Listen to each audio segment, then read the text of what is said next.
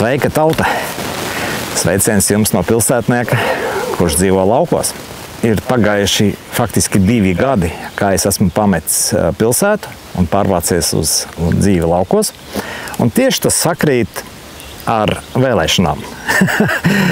Kad es ievācos šeit, bija saimnes vēlēšanas, un tagad pāris gadi ir pagājuši, un tieši šajās dienās notiek atkal vēlēšanas. Vakar netīšām kaut kur TikTokā ieraudzīju mūsu brīvības cīnītājus saucamos, kuri uzrunāja trietā sēdē un uzrunāja jūs kā mīļā tauta. Jā, ar jums runā mīļā tauta, tas nozīmē, no jums kaut ko vajag. Un no jums vajag to, ko šīs dienās visvairāk viņi arī cenšas panākt. Lai jūs tipinat atkal kaut kur, vēlējat, kaut gan, manuprāt, tam vispār nav nekādas nozīmes, tas viss paliek smieklīgi.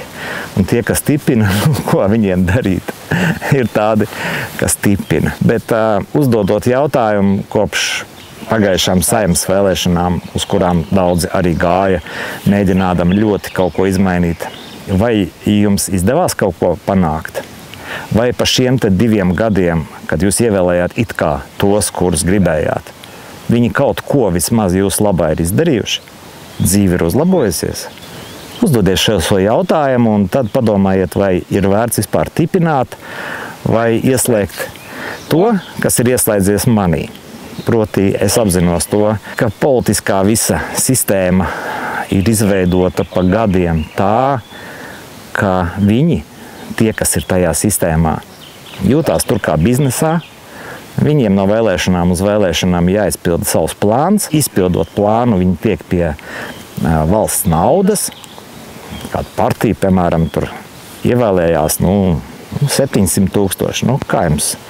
Normāls piķis, jā. Tagad uz vēlēšanām viens tur kaut kāds 300 000 izmetis, vēl kāds tur. Bet tās summas jau pamazām paliek mazāks un mazāks, jo viņiem jau pašiem vajag to naudu, kur tērēt. Kaut ko pamest jums, lai jums ir pārliecība joprojām, ka jūs dzīvojat baigā demokrātijā, un te viss ir baigi skaisti, un atliek tikai aiziet, atdot savu balsi, noņemt no sevis atbildību, un viņi jūsu vietā visi izlems. Ok, viss. Jūs man sapratāt.